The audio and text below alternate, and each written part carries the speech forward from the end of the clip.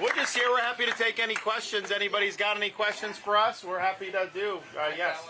We're working for you as a volunteer for the Never Back Down PAC. Sure. Can you tell us your relationship with them, and when it comes down to giving money, you write the checks to them or directly to? No, well, yeah. So it's a PAC. The way that this works is PACs can do things.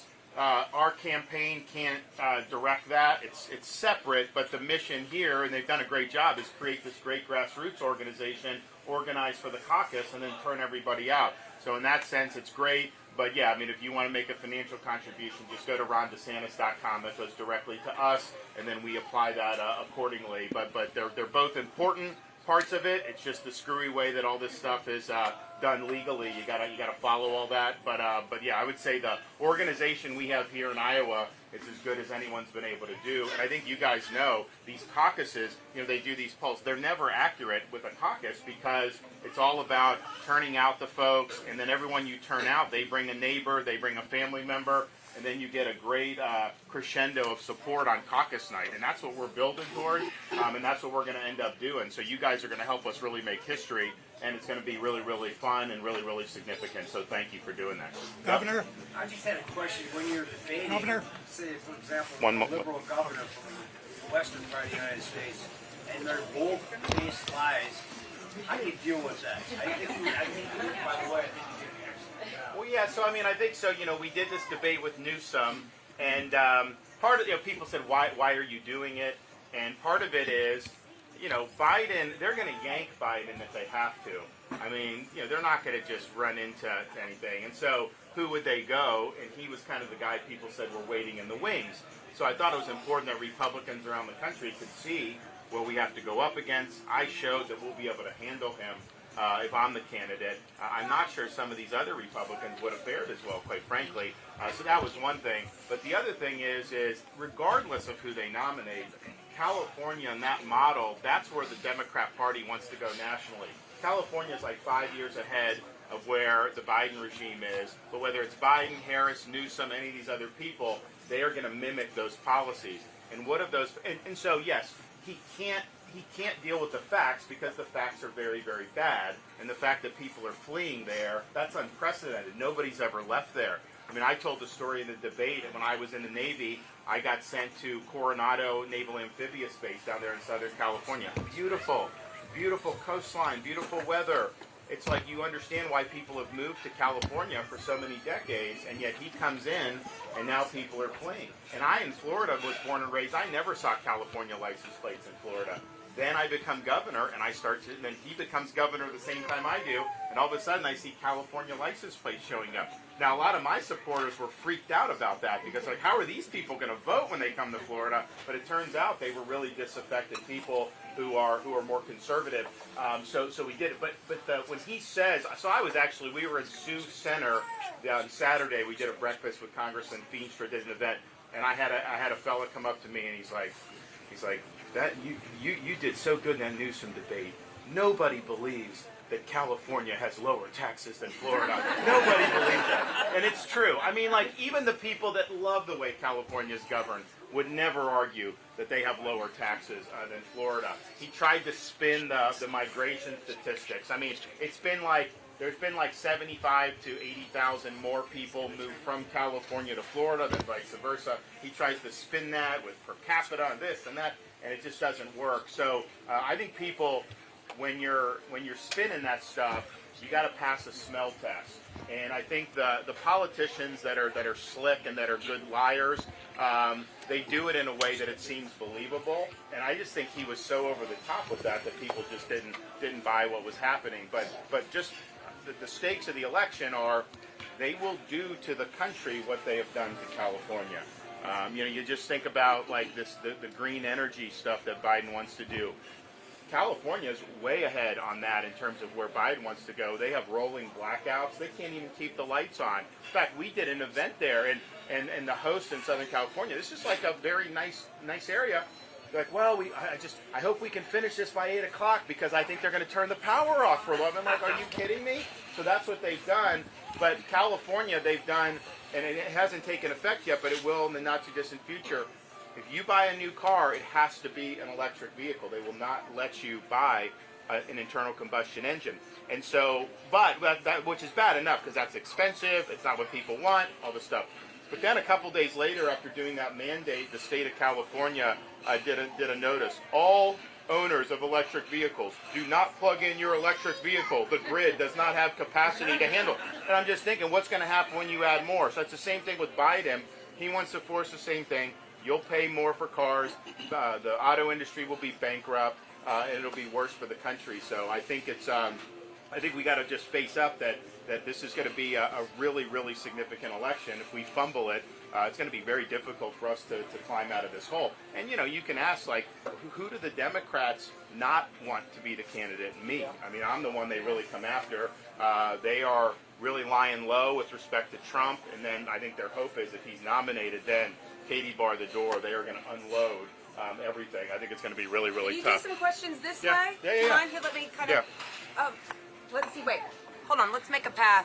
Can we kind of, can you guys hear? You want to hear? You have a question? Maybe can we have maybe the media just go back there and Yeah, hear can from they, here? yeah, can we do that? So I That'll can give us get more of the- Yeah, let's, sorry, we're trying to, Yeah. No, I know. okay, thanks y'all. So you guys can come in this way so that you guys can hear. Come on in, come on in, come on in. All right. Okay, now we better, where's our gentleman that had the question? Here we go. Okay. What would be your plans to rid the country of the left-wing propagandists that are making people? So great question. So the question's about the universities and the indoctrination. Well, I can tell you I'm the only Republican in the country who's actually done something about it in Florida. So in Florida, we have a law. All tenured professors must undergo review every 5 years and can be let go for poor performance. And so we also, and I think Iowa's just followed suit, and Texas has followed suit, but we eliminated this so-called DE&I from our public universities, which is kind of the root of a lot of the problems that we're seeing. So they say it's diversity, equity, and inclusion, but it's really ideology. And it's discrimination, exclusion, and indoctrination. And that has no place in our public universities. So we nix that. What we're going to do federally, I'm not funding these universities where they're doing the Hamas activism and all this stuff. It's ridiculous that your tax dollars should go to that. Second, the federal government, so universities have to get accredited in order to be eligible for like student loans and all this stuff.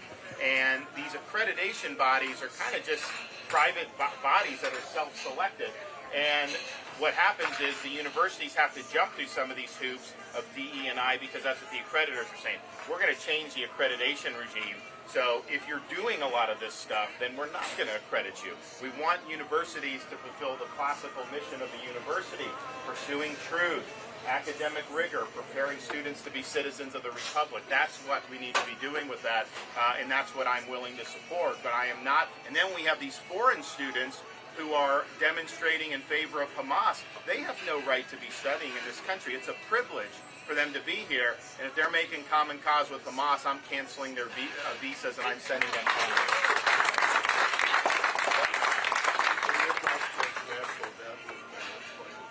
So the question is about how do we deal with our fiscal problems, the debt, the deficit. One, I think we could all agree, hey, cut this, do that, and maybe we can get it. But what happens is, in future years, the politicians will undo that because it's always the path of least resistance to put it onto the next generation. So I think we need three major reforms. One, we need term limits for members of Congress because I think what happens is they're always worried about the next election, whereas they should be worried about you're going to be there for just 3 terms or whatever we decide, and then you gotta leave a legacy. People want to look back and say that they did good on fiscal, if that's the case. 2, we need a balanced budget amendment for the Constitution. We need to require Congress the states have that. I have that in Florida. We've cut taxes in Florida by record amounts and yet still run surpluses, and we've paid down 25% of our state's total debt, which is important. So if you make them make decisions, then you know what? They're going to have to make decisions, and they can't just put on the credit card. Third, we need a line item veto power for the president. I vetoed billions of dollars in spending in Florida because it wasn't something that was necessary. And Congress will put these massive bills, budget bills, on the president's desk. You either sign it and accept all of it, or veto it and accept none of it. I'd love to give the president the line item veto. If they have money going to promote transgenderism in Bangladesh, you can veto that. You can veto other stuff, and you just boom, boom, boom. So I think all those three, if you really want to make sure that our country never goes bankrupt in the future, I think you need structural reforms apart from just having the budget fights, which I'll fight Congress. We'll veto spending. We'll do what we need to do to get us better in line. But the root of this is the COVID spending spigot that they started. And it was both parties. I mean, it was Trump and Biden, Republicans and Democrats in Congress. They added probably $7 trillion to the debt since March of 2020. And that was a mistake. I mean, the way they handled that was a mistake, and it's put our country in a situation where the interest on the debt has ballooned. And we need to get interest rates down, of course, but we can't be spending at this level, and it's just not sustainable. So with a divided Congress, how are you going to get that done with line item veto? Well, so it's interesting on the amendments. I don't think Congress would be receptive to any of those. Now, they almost passed the balanced budget amendment in the 90s. They were one vote away. But I think you would need to do under Article 5, just run the amendments through the state. So the state legislatures can certify this. We've already done it in Florida for term limits and some of these things. I could use the bully pulpit to organize the states and so that they'll do it. Term limits is popular with everybody. A balanced budget amendment, I don't think the blue states would go, but if we get enough Republican legislatures, we could do that. And then line item veto would be interesting because it is a good reform, and it would be popular to do. Congress a lot of people in Congress wouldn't want it because it reduces their power. I mean, when I'm as governor, when they put a budget on my desk, the legislators have incentive to want to work with our agenda because they know that ultimately their projects could get vetoed. So it gives the executive a little bit more balance of power vis-a-vis than the president and the Congress has, which I think we need. I think we need a little bit more balance there. It's interesting because Congress, on the one hand, I mean, they just do these omnibus bills that effectively empowers the administrative bureaucracy because there's never any reform. But on the other hand, they can pack so much stuff into this, and it's an up or down vote. You either, quote, shut the government down, or you sign a lot of bad stuff. If you had that line item veto, you'd be able to do a lot of pruning in ways that would be good. What's your stand on the immigration? How are we going to get this wrapped around? And I understand the Ellis Island concept and the turn of the century, but it's out of control. But we don't see it in Iowa or Wisconsin at this level. The southern states or the warmer states are going to get more of the influx. Well, yeah, I mean, the border is something you got to do that on day one.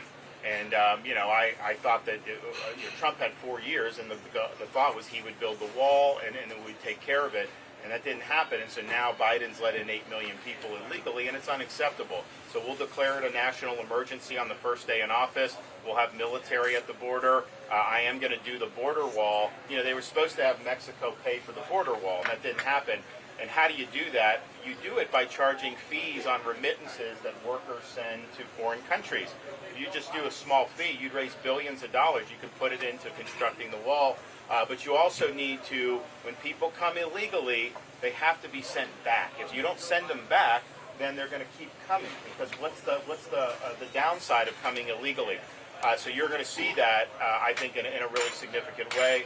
And then the drug cartels. We need to hold the drug cartels accountable. We're going to treat them as foreign terrorist organizations. We'll authorize the use of deadly force, both at the border and inside Mexico, because they're poisoning our people. And you have tens of thousands of people that are dying because of what the cartels are doing. But then the other thing is about just however you do immigration, you have to look at what's happened in Europe, and they've done mass immigration, and it's been a total disaster. They've brought in a lot of people, even legally, who reject the values of the host country, and they don't want to assimilate. And when you do that, now they have all kinds of conflict there within their societies. So we cannot do that here in the United States. Some of these people on the left wanted to import hundreds of thousands of people from the Gaza Strip. No, we're not going to do that. How is that benefiting the United States of America when you have that toxic culture being put into this country? So we're not going to be doing this mass immigration. We're going to make sure that anybody that comes here is somebody that accepts the values of this country and wants to assimilate. But you do not have a right as a foreigner to come to the United States. It is a privilege, and it's based off what's best for the American people, not what's best for foreign people. Close the border.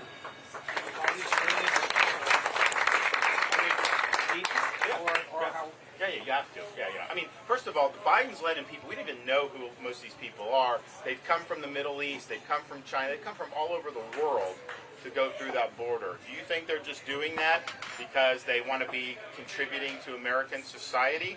These hostile countries are sending people there that are going to do us harm. You know that that's the case. And so why would we just sit there and put our head in the sand on that? No, we're going to take action. Yep.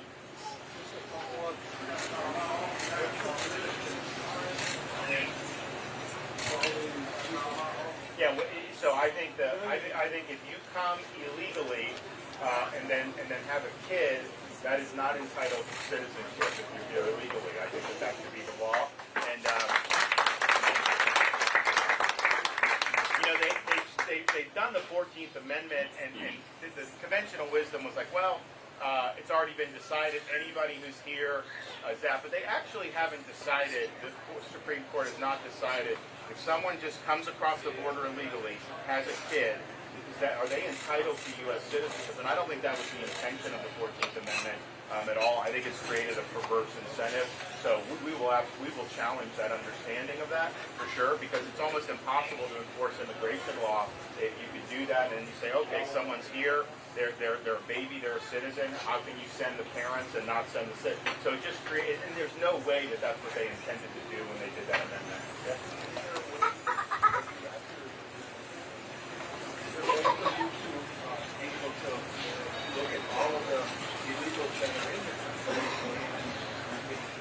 Yeah, no, I think you have to do that. I think Biden has let in 8 million, and we need to identify and repatriate them. You can, yeah. I mean, I think that it's Eisenhower had a program in the 50s. We will have to obviously put resources on target for that, but I don't see that there's any other option. If you actually want the problem being solved, that has to be the sanction for coming illegally. If it's not, then we're never going to get past this problem. And I think people want to see an end to the problem. Governor? Yep. Why should pro-life people vote for you over Nikki Haley? Well, I mean, has she done anything for pro-life since she's been in public office? I think she's catering to folks who are not pro-life. I think she's just not been somebody that's been able to articulate the premise of why people are pro-life, whereas I've actually delivered results when it comes to that. And I'd also say with Donald Trump, if you look at his speech in the March for Life in January of 2020 when he was president, and just read that, he talked about that every child's a gift from God. He talks about babies in the womb are made in the image of God. He talked about how having protection was a noble cause, and maybe he didn't mean any of that. Maybe he was just pulling the wool over people's eyes, because now he says the opposite. He says when states like Iowa have enacted protections for unborn that have heartbeats, he said that's a terrible, terrible thing. And the question is was he not being honest at the March for Life? Is he not being honest now, or has he changed his position? Is he concerned about the political wins, and maybe he's changed? I don't know, but I don't think you can reconcile those two positions. And so I think pro-life voters should look at that and say, if that's an issue that you care about, he's obviously, I think, taken himself out of the running. And it's sad that he's done that. But, I'm literally at the debate with Gavin Newsom, and Newsom is using Trump to attack me for standing for life. I mean, that's not a good place to be in if you're Trump, I think. Yep.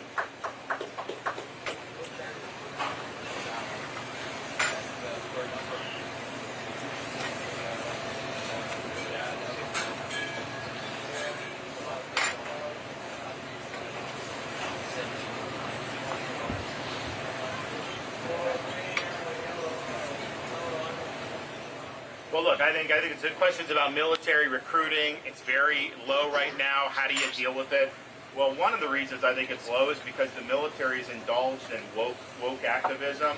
I had a guy who's Air Force, and he's like, I'm F-16, and I spend more time doing DE&I training than I do in the cockpit now. And so that's taking the eye off the ball. They've done social experimentation. They've done a lot of that. People don't want to be a part of a woke military. They want to be part of a military that's putting the mission first. So as day one as Commander-in-Chief, we'll be able to rip all that out. We'll stop that. We'll hold people accountable.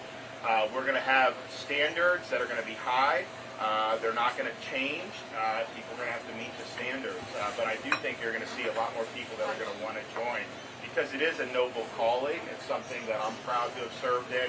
But I get it's a combination of politicians putting troops in situations where we haven't won victories in the last 20 years, but then also how. What about teaching kids that slavery benefited slaves, Ron?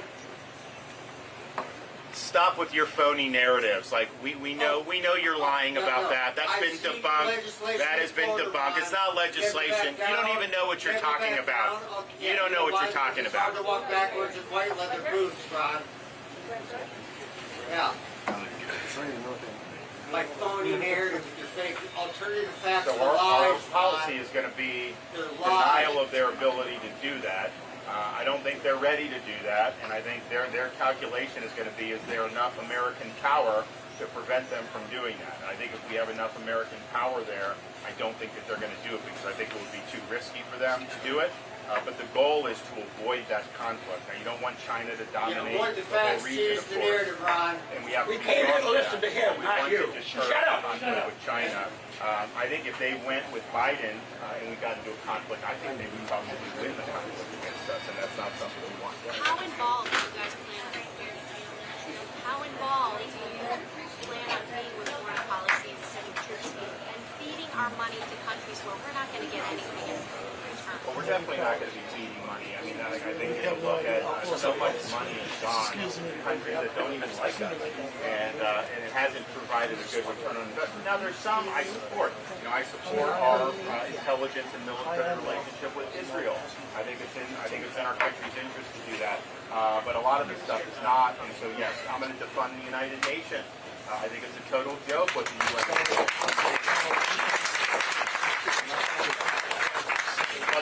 as Commander-in-Chief, and as the only veteran that's even running for president and has been in Iraq, I understand that if you're putting troops in harm's way, you better be sure that it's to defend a vital American national interest. You better be sure that there's a concrete objective. You better be sure that they have everything they need to be able to achieve that objective. And then you need to bring them home as soon as the objective is achieved. Now, my hope is to not have to do that, of course. But what I'm not going to do is just willy-nilly put people out. Like Biden's got these guys in Iraq and Syria. They're just sitting ducks.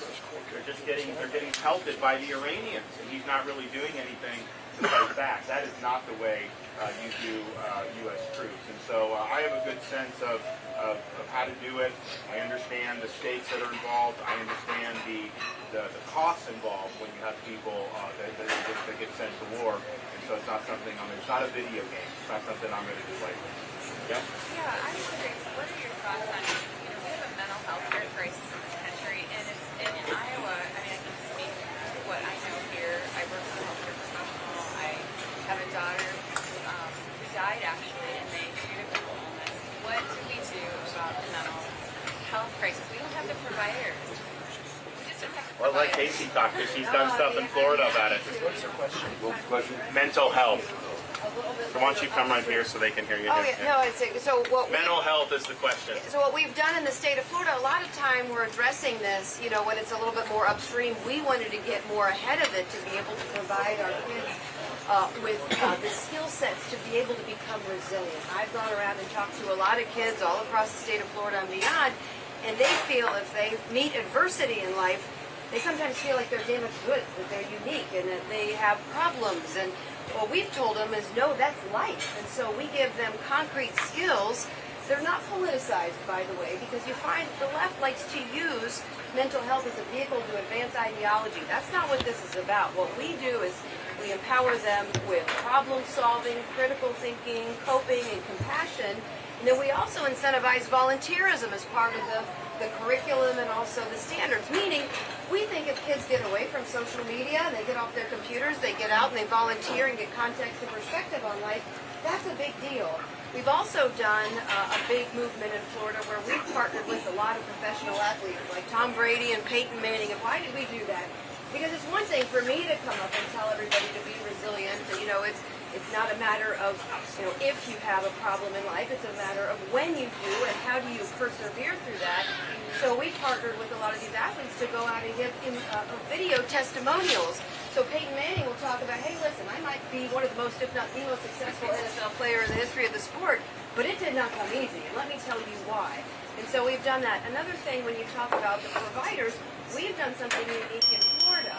There are a lot of kids that don't necessarily need somebody who has more acute challenges and therefore need a professional. I'm not saying that there are needs for that, there are. But there are a lot of kids that need someone to talk to in the form of a mentor. So what we've done is we've incentivized parents to get into the classroom. And so we have them, either it's paid, which we do that, or we do volunteerism. They can go in and they can mentor kids and they can talk to them over lunch and say, hey, what's going on? How can we help? How can we facilitate it? That's how you expand it, because it's sometimes we always look at the money and people will say, well, you're not spending enough money on the problem. So I'm not saying that money isn't a part of it, but it's also how can we think differently about supporting our kids? And if you have a constituency of parents that are willing and able to go and help, and even if they can go and help 1 or 2 or 3 kids, let's empower them to be able to do that. And then you get upstream with it, and then you're able to be able to help kids in the long run. We've seen big success with that. Is that going to be your platform then, as far as First Lady? Oh, you know, God willing, given the opportunity to make a difference. You sound really passionate. I think you'll see a very energetic, the president, the first lady. But what has to be said is that's just one of the many things she's done as First Lady in Florida. Yeah. She's done a lot. Yes, sir.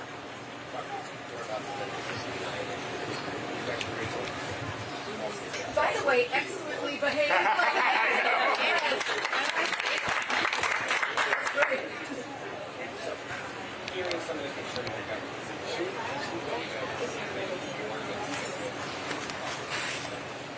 Yeah. So the question is, okay, DE and I, if you don't like that, how do you kind of, you know, raise kids and whatnot?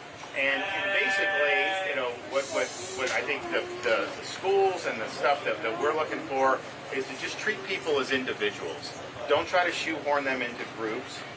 Teach them that everybody has worth. Teach them that you're ultimately judged by the content of your character. You're not judged by external characteristics. And that success in a job, in school, in life should be based on merit. It shouldn't be based on divvying people up based on this and that. You know, we eliminated the critical race theory in our K-12 schools. One of the reasons was, I mean, it was distorting history to us, but they would literally say, like, you know, some kid that comes in as white, they would say that you're an oppressor, and then if you're black, they'd say you're oppressed. I'm just thinking, like, you know, these are like 2nd, 3rd grade kids. Why would you be sending those messages? You are creating the division in school, and that's wrong. And so what I've found with the kids is these are not things they're hung up on unless adults are telling them to be hung up on it. Yes. I just heard about the Federal First Act about federal inmates. I don't know a lot about it. I've heard you're opposed to it, you know, real quick and generic. So letting the inmates out early. Is that what it is? I don't know. Somebody just asked me to ask you, to be honest. I don't even know what it is. Oh, okay, yeah. Well, so in Florida, you know, our view is you do the crime, you do the time. Fair enough. And I think that's what should be. There's been a movement to say, well, you know, you have some of these people that are nonviolent, they have stiff sentences, you know, why not get them training and put them back out? But I think what's happened is there have been a lot of people that have been violent criminals that have been let out. I know, like in because when I was doing the debate with Newsom, I prepared for. I mean, they've let out sex offenders. They've let out people that have been very violent. And what happens is those folks typically are going to reoffend, particularly the sex offenders. I mean, that is something that there was a guy that they released because of COVID in 2020 in California from a psychiatric institution who was a confessed child molester. He confessed to molesting hundreds of kids. They released him. and like 3 weeks later, he gets arrested again, exposing himself. I mean, like, of course that's going to happen. You know that's going to happen. So that's, I think, where we have to protect the public.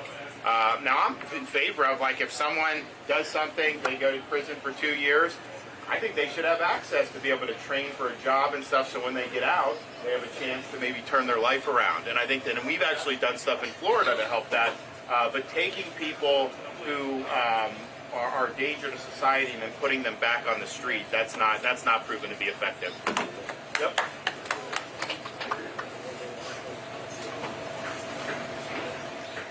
Yes, so the questions about, you see these cities with crime. We have cities collapsing in this country because of crime. So how do you do with that? What's the role of the president and the federal government?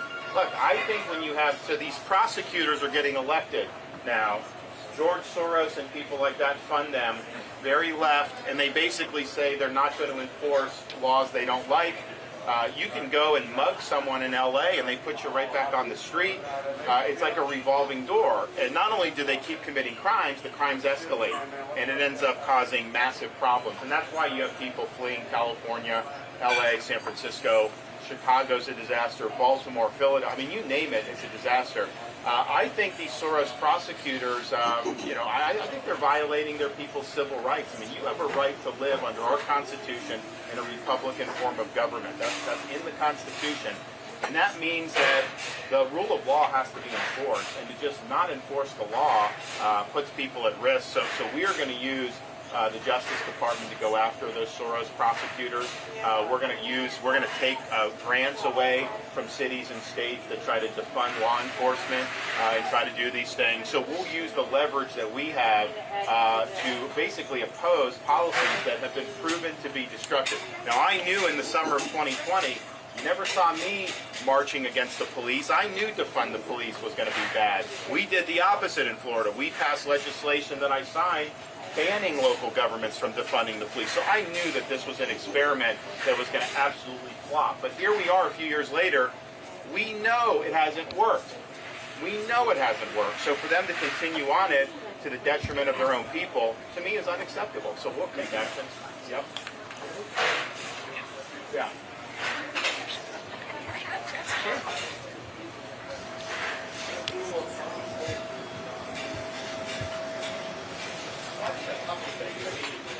The question is about the swamp. You had, basically he said, how do you deal with the swamp? Trump came in and obviously wasn't successful in doing that. It was deeper than I think he imagined. And so what do? Well, I think a couple things is, I think Trump thought you could win people over. You can't win them over. They've accumulated power, I think, outside of what the Constitution is, and they're not just going to give it back. So you got to go in there on day one. You got to have a series of people fulfill all these positions.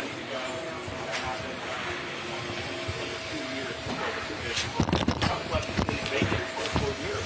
When you leave positions vacant, the bureaucrats take over. So you got to do that on day one. And then we're going to do a lot of policies that are going to really upend the apple cart with the bureaucracy. I mean, for example, I'm taking 50,000 bureaucrats who are involved in policy, taking them out of civil service so they can be fired at will. We're going to do that. We're going to use Article 2 power to hold people accountable. But I understand that this is something you got to use the levers of power. It's something that's going to be trench warfare for 8 years. And that's the thing. Someone like Trump said it would be a lame duck and can't do 2 terms. You are not going to drain the swamp, because what happens is it's going to take time just to be able to unwind this, and then if the Democrats come back in, they're just going to reverse it. You need 8 years for this to really cement in, so that it's much harder to reverse. So yes, we understand, but I think he appointed a lot of people who were part of the swamp, and I think these appointments are really, really significant in terms of how you do it, getting people that are going to be willing to challenge that. You as a conservative in a Republican administration, many of these key positions like Attorney General, you're doing what needs to be done. Official Washington is not going to like you. If you want to do the cocktail parties, you want to be liked by the media in Washington, then you're going to fail as a Republican there, or you're not going to get anything done. So we need people that are really going to be fighters for the truth and the Constitution. And that's just something that's going to go with how you conceive of appointing people. Who do you recommend? So I get asked a lot, and I mean, it's not like I'm like I think it's presumptuous for me to start naming names. I mean, I've got to win Iowa, I've got to win the delegates, and so that's our focus. But for a vice president, I think there's two criteria that you would need above all else. One, somebody that can actually do the job as president and that people don't have any concerns about. And then two, somebody that shares our vision about the direction of the country. Because you don't want to be in a situation where the people elect you and then something happens and then the person that replaces takes them in a different direction than what the people voted for.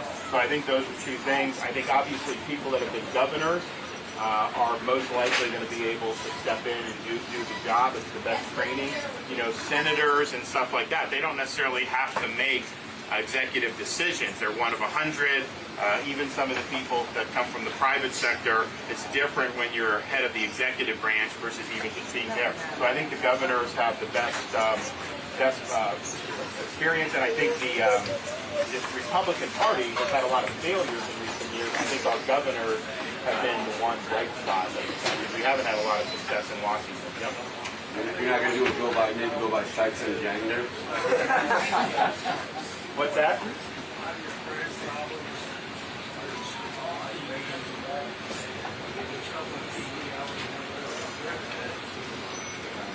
Well, that's the thing. I think we have a first grader, kindergartner, pre-K3, and it's like parents should be able to have their kids be in school or watching cartoons and just being kids without having some agenda shoved down their throat. And now you have this situation. We had to do battle in Florida against Disney because they were supporting sexual curriculum in elementary school, and we won that battle. But it's like, how did we even come to this where that's something that's considered appropriate? And then the whole idea of Hollywood and how they pursue their own agenda. You know, honestly, most of their movies aren't even successful. And if you look at movies that don't pursue an agenda, that actually are positive about America, like Maverick, that did phenomenal. And look, it was a good movie, but I think the reason it did so well is because it was such a contrast to a lot of the other garbage that Hollywood produces. So I think there's a financial incentive to start creating some content that's not beholden to kind of the woke Hollywood agenda. You know, not every movie has got to follow that same type of ideology, and they do. Oh yeah. Yep.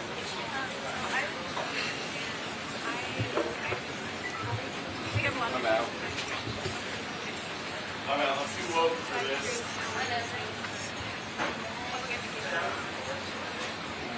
So the questions about education reform, particularly public education reform. Well, one thing we're going to do, we're going to provide school choice across the country. Do a school choice program. In Florida, we enacted universal school choice. So a parent in Florida. So like when I was a kid, I was in Dunedin, Florida. So I went to Dunedin High School. That was just what you did, right? Well, now if somebody's there, you can go there, but you can also have your choice, by and large, of other schools within the school district in the county, and that's true for most Florida counties. You also can send your kid to a charter school, which is a public school but not controlled by the school district or the teacher union. And then you have a scholarship, you can go to a private school. So in Florida, you have the options as parents to find the school that works for your kids, and the result of that has been our performance is much better than it was 20 years ago, and we just finished third and fourth, respectively, in fourth grade reading and fourth grade math in the 2022 Nation Report. So I think doing the scholarships nationally will, one, it'll liberate parents and kids from really bad school systems in like Chicago and some of these places. But then what it'll also do is it'll provide parents options that will end up causing the school districts and the public schools to have to innovate more, because you're going to be competing for students. And that's part of the reason why, like our charter schools are not entitled to any student. They have to earn it. So the only way, they have to convince parents that what they're providing is good. And so if you look at Florida's charter school populations, 363,000 students, disproportionately low income, racial and ethnic minorities, yet and so people say, well, these schools aren't producing results. If you look at the charter population of that 363,000, it would be one of the top 5 performing states if those 363,000 were their own state. And so it shows you everyone can succeed. People just need choices, and that's what we've done in Florida. I think having school choice nationally would be good. We did 100,000 kids with $1 billion tax credit program. We now have way more than that. But I mean, nationally, if you just did 25, 50 billion, that's budget dust for how this government spends money. You could revolutionize the ability for these kids to do well. So it'd be really, really good. Anyone else? Would you bring the federal education system, bring it back to the states and just dismantle? Yeah. I think the Department of Education. Yeah, exactly. I think we should get it totally out of the states. I'd eliminate the agency. Biden has used that to try to push an agenda, and I'm happy with state and local being able to have control of that for sure. With someone else? Minus the fact that your wife might be a heck of an opponent for you to actually run against. You're lucky she's not running against you. When you're down in Florida and you fix things like the bridge to Sanibel, and you bring in 80,000 linemen to fix problems, those execution or get it done type of philosophies, they don't hear that on stage from you. I see it, I read it, and they hear, squabbling. But when it comes to a take charge leader, which this country needs, how do you get past that static to tell people, hey, this is what I executed on? Without, well, that's part of the reason why we campaign. I mean, media is not going to do things to help me. I know that. That's just the nature of it. And so, you've got to be able to speak directly. Now, there are times in these debates where you have to draw contrast. There's times where you have to answer about the future of the country, and so it's not all about me in terms of what I've done. But I think if you look like building the border wall, right? We need that done. If we're able to build a bridge in 3 days after a hurricane that they said would take 6 months, I'm going to be able to do a border wall for this country.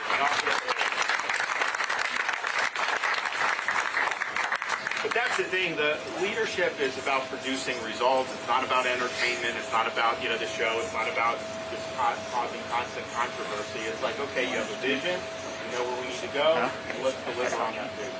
And if you do that, the country is going to be in great shape. If we don't do that as Republicans, then, obviously, if we win the election, that'll be better than when we don't. But if we win and then don't deliver, or just get mired in a bunch of stuff that doesn't, that's not going to fix this country. I mean, so you need somebody that you have confidence in is going to be able to get the job done. And that's because, I'll be focused solely on your issues and the country's issues. It's not going to be about me personally. I'm the vessel to be able to get the job done for you.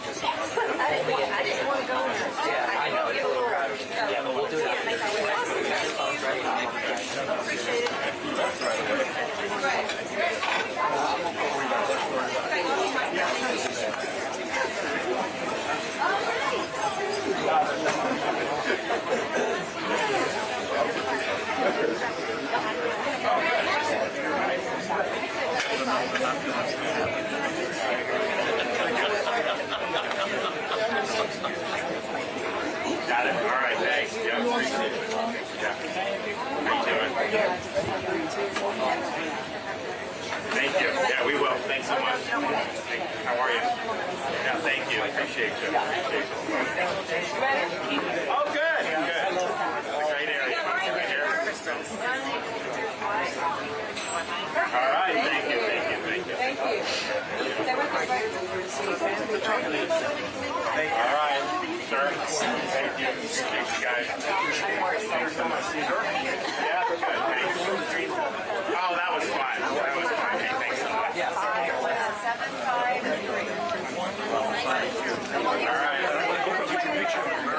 Thank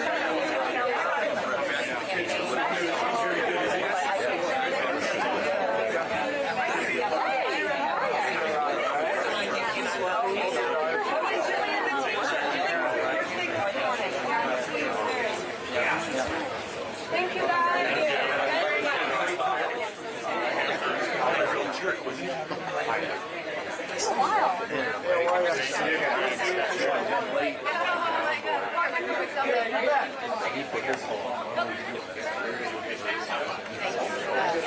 Hey Noah, are we gagging? Yeah. Who knows? Dave? Dave? You gaggling? Taking pictures back with their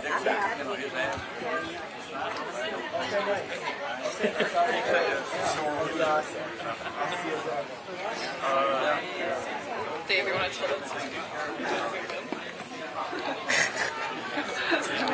I want you to say it to their face why we're not gaggling.